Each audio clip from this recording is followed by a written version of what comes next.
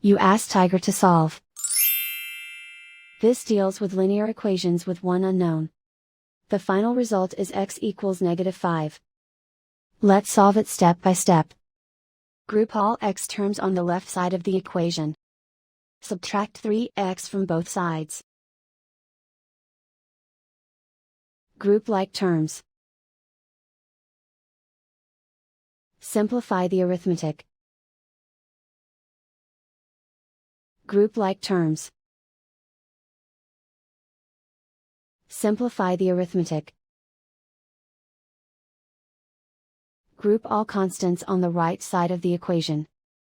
Subtract 7 from both sides. Simplify the arithmetic.